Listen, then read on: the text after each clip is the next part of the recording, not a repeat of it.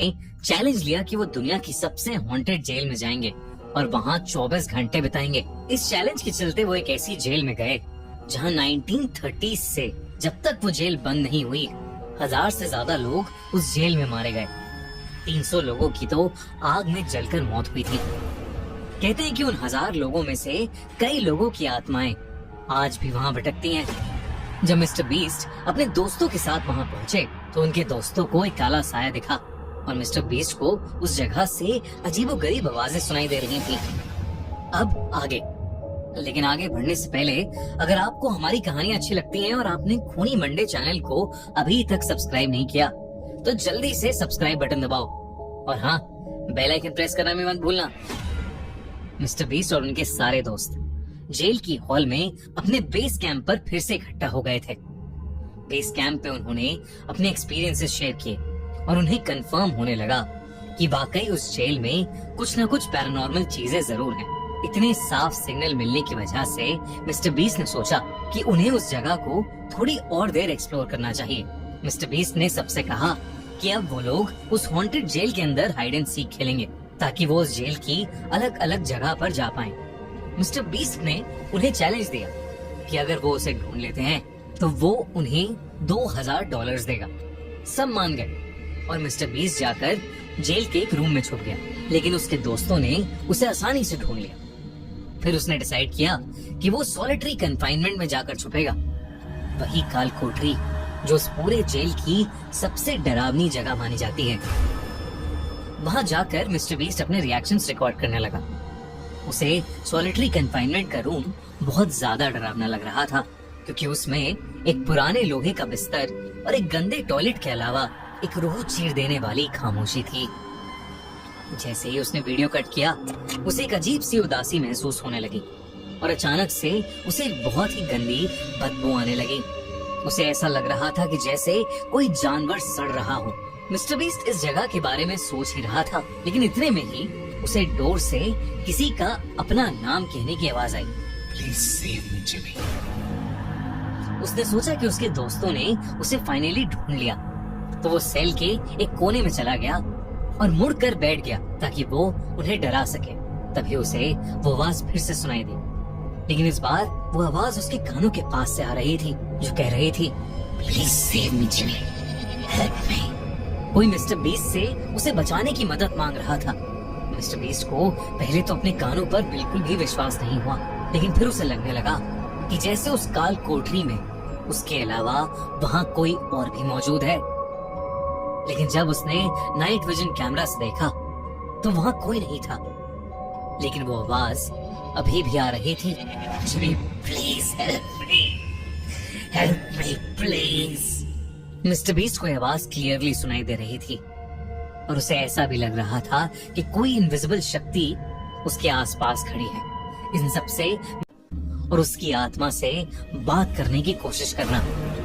James 22 साल का था जब उसे ओहायो की जेल में सेल नंबर 13 में डाल दिया गया था। उसे मर्डर के आरोप में 15 साल की कैद दी गई थी, लेकिन लोगों की माने तो जेम्स निर्दोष था। साथ ही साथ वो उस जेल में बिल्कुल भी रह नहीं पाता था।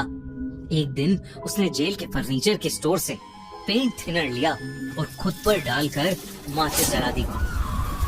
उसने अपने सेल के अंदर ही अपने आप को जलाकर मार डाला। कहते हैं कि उसकी आत्मा आज तक उस सेल में कैद है। जेम्स लॉकहार्ट की यही कहानी सुनकर मिस्टर बीस्ट और उसके दोस्त जेम्स के सेल में पहुंचे और उनके उस सेल के पास पहुंचते ही जेल के अंदर बहुत से कबूतर और बर्ड्स आ गए और उसी सेल के बाहर इधर उधर घूमकर शोर मचाने लगे। मिस्टर बीस्ट और उसकी टीम ने उनके बारे में ज्यादा नहीं सोचा और एक मेटल स्लैब पर ईएमएफ मीटर और साउंड रिकॉर्डर रख के जेम्स से बात करने की कोशिश करने लगे। उन्होंने उससे कुछ सवाल पूछे और अचानक ही ईएमएफ मीटर जोरों से ब्लिंक करने लगा। उन्होंने सेफ्टी के लिए उस कम्युनिकेशन को वहीं एंड करने का डिसीजन लिया और वो लोग वहां से चले गए। कॉनर ने पॉइंट किया कि शायद जेम्स की आत्मा वहां नहीं थी, क्योंकि कभी कभार मेटल भी ईएमएफ सिग्नल्स जनरेट कर सकता है। लेकिन तभी वो ईएमएफ मीटर फिर से बज उठा और तभी कॉनर को एकदम से सर्दी लगने लगी। और उसका दम घुटने लगा। सबने उसे बिठाया और जेम्स की आत्मा से सवाल पूछने लगे। जब उन्होंने ये पूछा कि क्या वो कॉनर के पास था और उसी की वजह से ये सब हो रहा है, तो ईएमएफ मीटर इतनी जोर से ब्लिंक होने लगा जैसे पहले कभी नहीं हुआ था। कॉनर की आंखें एकदम से जलने लगी और उसको और ठंड लगने लगी। उन्होंने जल्दी से कैमरा कट किया, जिसके बाद कॉनर डर के मारे कांपने लगा। उसे वही काला साया फिर से दिखने लगा और इस बार उसका चेहरा कॉनर को साफ साफ दिख रहा था। एक जले हुए इंसान का भयानक चेहरा, जिसकी आंखें बिल्कुल काली पड़ी थी और सर खुला पड़ा था। वो धीरे धीरे कॉनर के पास आ रहा था और कॉनर दर्द से छटपटा रहा था।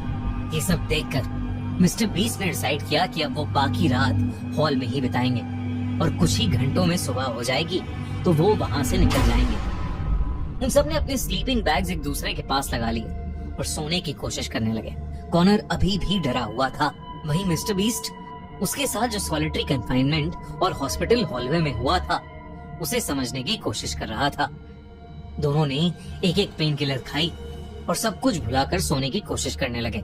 तारिक सबका एक सोने वाला शॉट लेकर जैसे ही सोने जाने वाला था, तभी एकदम से बंद वॉकी टॉकी अपने आप से फिर से बज उठा। उस वॉकी टॉकी से एक अजीब सी आवाज आई। मैं जेम्स हूँ, मुझे प्लीज इस कैद से निकालो, हेल्प मी। ये आवाज आते ही वॉकी टॉकी अपने आप स्विच ऑफ हो गया। तारिक पूरी रात डर के मारे सो नहीं पाया। अगली सुबह उन्होंने वीडियो खत्म की और घर चले गए।